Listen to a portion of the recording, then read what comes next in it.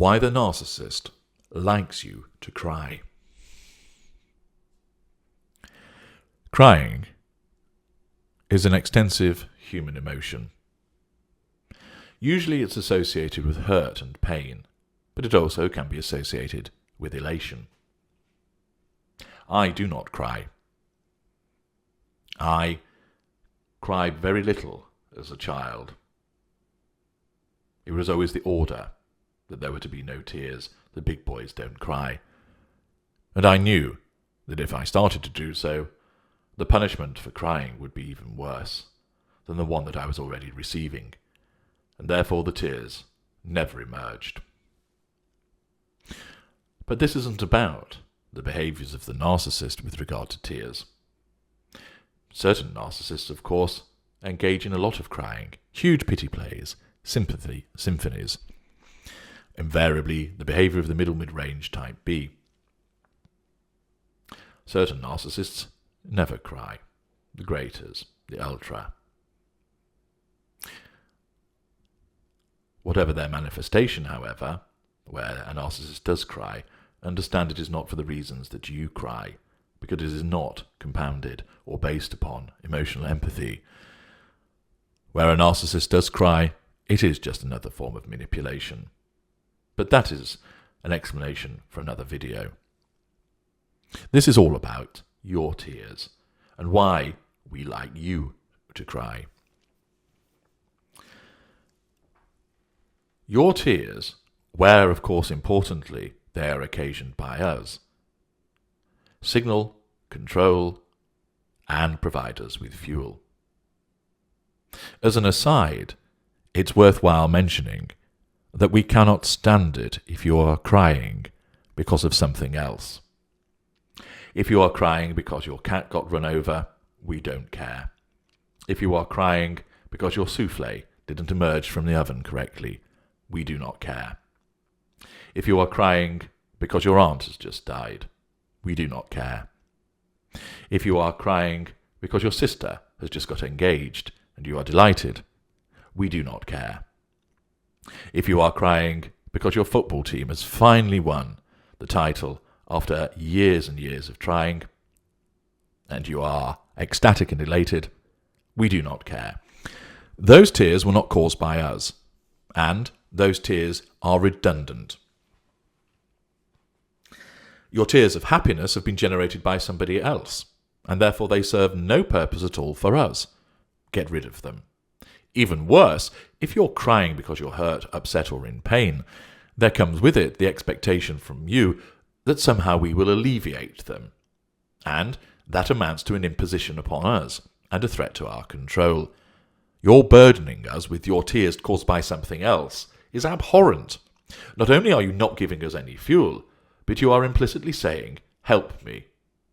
We are not designed to help you unless it serves our purposes. Of course, in such situations, dependent upon where you are in the narcissistic dynamic, the narcissist will help you. The narcissist will provide you with a degree of comfort. The narcissist will provide you with a degree of support. But that's not because it's genuine, because as you know, we have no emotional empathy.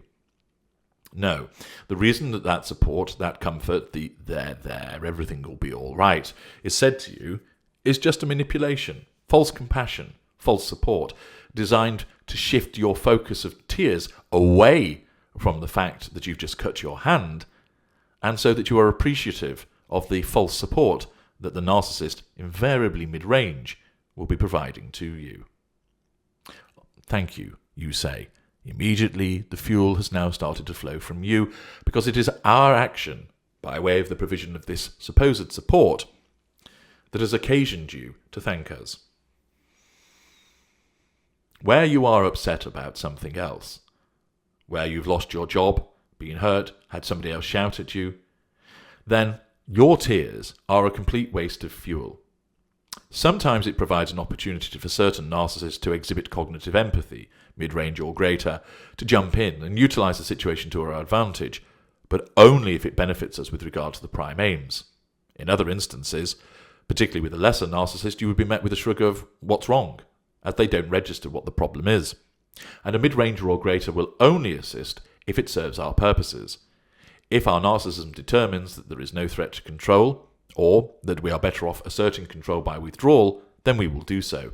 And you will be left there, on your knees, crying your eyes out, bemoaning the fact that you have suffered some ill occasioned by somebody else, and thus the narcissist makes him or herself scarce. But what about when your tears are occasioned by us? Why do we like that so much? Well, first of all, let's deal with your tears of happiness. If we cause those, that's positive fuel, and that's all well and good. Your facial expression, the tears leaking from your eyes, that half smile or great big beam, the words associated with it all, they all combine together to provide us with a huge amount of fuel in that moment. And, should you be the intimate partner primary source, the potency is very high. If you're the intimate partner secondary source, the potency remains high, ranked behind that of the intimate partner primary source. Accordingly, your tears of happiness are very useful to us, and therefore we in effect like them. Why? They signal to us that you're under our control. So if we have said something particularly romantic to you and produced with a flourish and magnificent bouquet of flowers, as we have proposed to you, then your tears of elation tell us very much that you're under control and provide us with a massive dollop of fuel in that moment.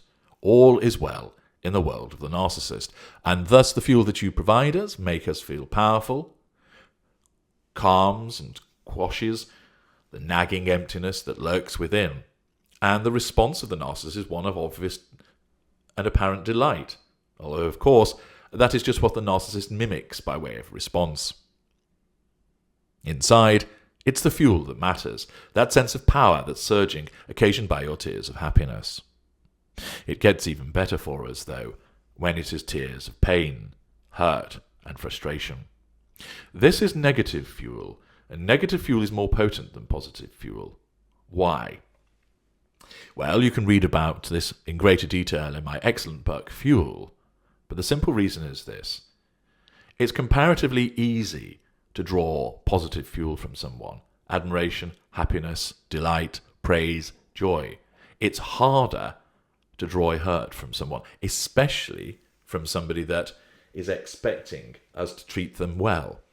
And therefore, by occasioning your tears of hurt, your tears of pain, your tears of frustration, the potency is increased because this signifies real power over you.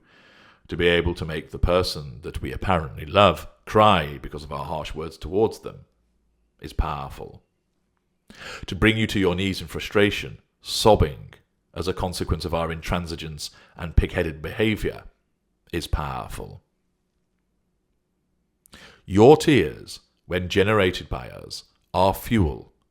They are negative fuel when they are tears of pain, hurt, injury, or frustration. In such circumstances, when the tears begin to flow, that fuel tap is turned wide open, and if it is the intimate partner primary source, we receive the very potent, extremely potent, negative fuel from the intimate partner primary source. If we make the former intimate partner primary source upset, through injury, hurt, nastiness, malign hoovering, it's even more potent. And therefore we receive extremely high, potent fuel that's negative, thus it's at the top of the tree, coming in large amounts because we're receiving it proximate from you, and over the sustained duration by which you cry. It is a fuel fest for us. And as this fuel pours from you by way of your tears of anguish, hurt, and pain, the power surges within us. It surges to such an extent that certain narcissists cause the outward manifestation in particular ways which might further alarm you. Some will just continue to look at you, stony-faced, yet within, the power surges. Others will actually smile at you, adding to your distress and alarm, because it appears that we are revelling in your pain. Where this happens with the lesser or mid-range narcissist, it isn't a conscious reveling in your pain, but rather the product of the fuel causing the narcissist's response, in a sense, to malfunction. In order to fit in, the response shouldn't be one of smiling at you whilst you cry. But it cannot be helped, because the surge of power caused by this fuel is so great, it catches out the narcissism in a way, and causes it to produce a response which is of delight. So in the same way that we might show delight as a consequence of your tears of joy, your tears of pain also produce this apparent delight. It ought not to. The narcissism is misfired, but it cannot help itself by causing that to appear because the fuel is so powerful. It's a little bit like a drug addict trying to keep completely still as they inject themselves with heroin, trying to stop the sigh of, "Oh my God," as they feel that surging orgasmic ecstasy rising within them, trying to prevent themselves from their eyes rolling back, tears forming in their eyes as the emotion sweeps over them. So similarly for the narcissist, where we receive this extremely potent negative fuel from you, from an extremely potent source, such as the former intimate partner primary source, or the current intimate partner primary source, or even an intimate partner of a secondary source, then the surge that is caused can result in the narcissist smiling or grinning at you, which only adds to your confusion and pain. Indeed, it actually works in our favour, because this compounds your misery and you lash out further, sobbing harder, as the person that is meant to support you stands there smiling at you. In some instances, it can even create arousal, so that the narcissist becomes sexually aroused as a consequence of this massive provision of fuel, and therefore the male narcissist sustains an erection. The female narcissist becomes wet. And this is occasioned, again, by the narcissism manifesting a response to this surge of fuel. Accordingly, your tears are very important to us because they signal to us that we have control over you, so long as they are accompanied by appropriate actions that aren't challenging. So, for instance, if you are attacking us whilst crying, saying, "Why have you done this to me, you monster?" that's challenge fuel. The fuel is fantastic, but you're challenging us, and we still have to respond in a particular way through one of the three assertions of control to get that control over you. But if you are just there, sat on the bed, collapsed, sobbing as a consequence of the harsh words that we directed your way, this is pure negative fuel. You're signalling control to us and giving us lots of delicious, potent fuel. If you're crying through elation because of a kind gesture that we have done, some brilliant news that we have conveyed to you as a consequence of what we have done, then similarly, you're providing us with pure positive fuel. You're signalling control and giving us lots of fuel. Tears are very important. They signal control and provide us with fuel. And in particular, that negative fuel that arises from your pain, your tears of pain, your tears of hurt, your tears of injury, your tears of anguish, are very much liked by us, wanted and needed. I'm H.G. Tudor. Thank you for listening.